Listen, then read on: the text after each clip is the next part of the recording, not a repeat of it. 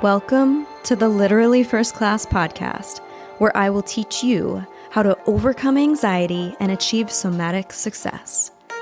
I'm your host, Keri Ford. I'm a somatic success and holistic life coach here to bring humor, insight, and wisdom to the modern day woman that wants to feel alive in her daily life. You ready? Come on, I saved you a seat in first class.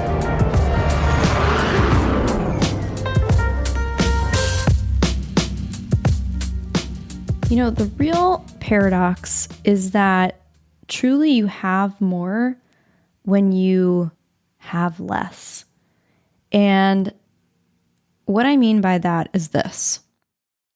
If you have more anxiety by sitting and being present with a cup of coffee and space in your schedule, and all of these things that I hear women come to me and say that they want, Fridays off, weekends off, being present with their kids, conscious conversations, being present in the moment, taking more time to relax, really just sitting still and recognizing that that is more. That is the more that you're seeking, the fulfillment. Truly, what I have discovered about somatic work is that the magic of it is learning how to be relaxed and be completely present in the moment you're in. I had a mentor once tell me, I wake up and I meet me. And I found so much grace and compassion in that because sometimes I wake up and I meet a cranky me, and sometimes I wake up and I meet a fulfilled me. But no matter what, I wake up and I meet myself in that moment. And there's a lot of peace in that because I'm not trying to fix something. And listen, I have moments, I'm fucking human. Like I have moments too where I want to be cranky just to be cranky, and I want to try to fix the thing. And I don't want to feel my feelings, and I don't want to be in the present moment. I have those too. It's why I love this work so much though, because I remind myself that I have the key. And the key is to be present in every moment that's ever, always unfolding. Because there's this one, and then there's the next, and it's always brand new. But the magic is in these simple moments. Hearing the birds, putting your feet in the sand, being where your feet are.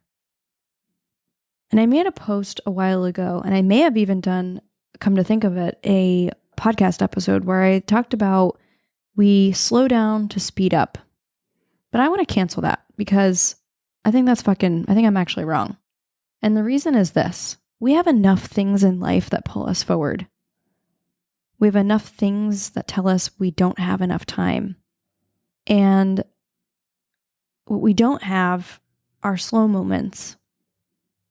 Knowing that it's safe to rest. That it's good to relax.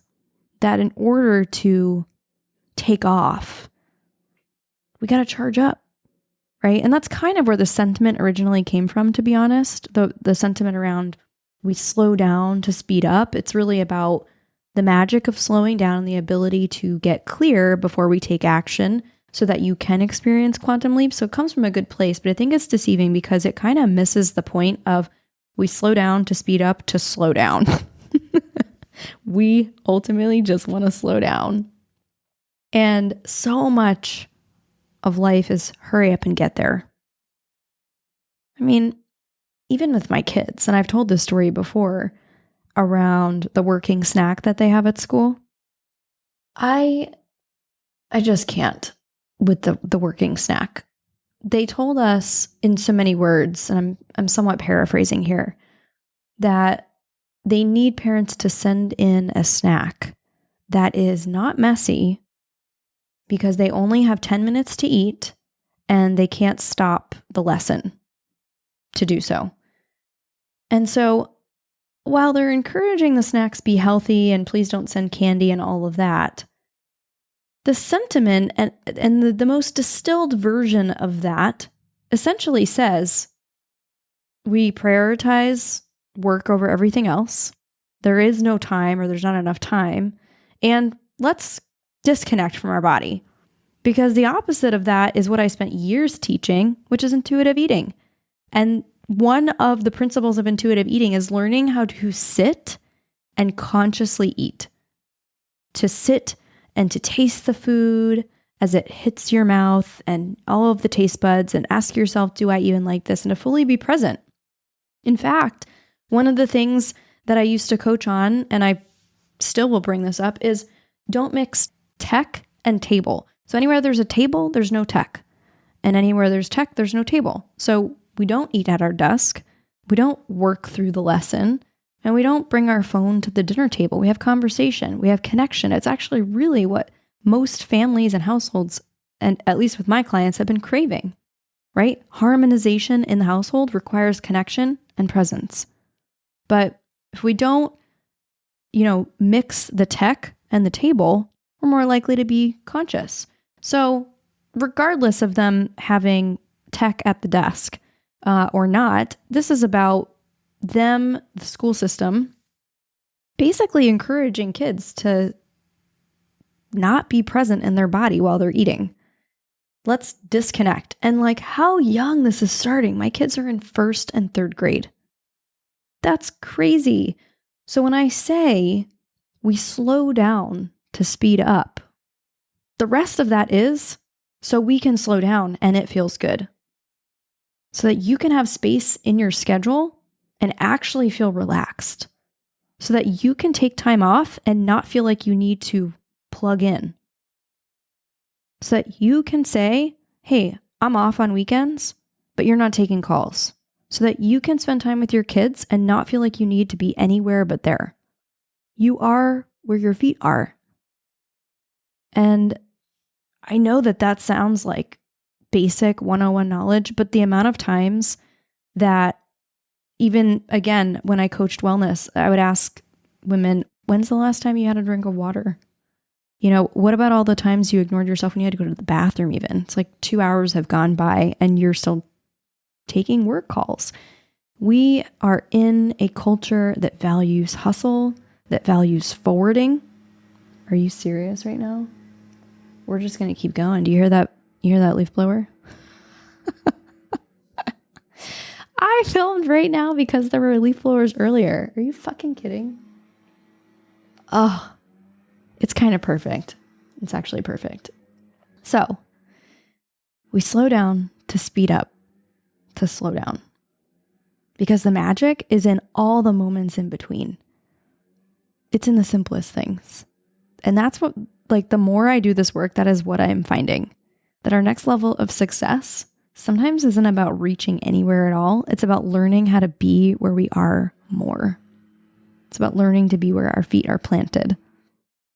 And, this actually reminds me, I had a client a couple weeks ago, and she asked me, but this is the first time, she said, that I don't really feel like I've got this forwarding goal. She's like, is that normal? And I said, well, first let's ask the question, does that feel healthy for me? To which she said yes. And I told her that sometimes growth happens not in forward motion, but in expansion downward, in rooting. What if the roots of the tree are going deeper? That's still growth. It's just growth you can't see. So growth in any direction is still growth. And I love that because our feet touch the ground just like roots break the earth. And it's still growth. It's still expansion. So anyway, I just wanted to share that before the end of the podcast episode. But just some thoughts on slowing down to slow down, because that's where the juice is. I'll see you guys on the next episode, and let me know, by the way, what your literally first class moves are this week. #literally first class. I hope you enjoyed your flight, and I'll see you on board again soon. Seriously though, thanks for listening. If you're ready to take this work deeper and upgrade your mind, I want to invite you to join us inside my Millionaire Mindset program. This is where you'll start using my guided meditations to help you overcome anxiety and experience even more abundance. When you join, you'll have access to my entire audio library. Head over to elevatewithkeri.com and we'll see you inside.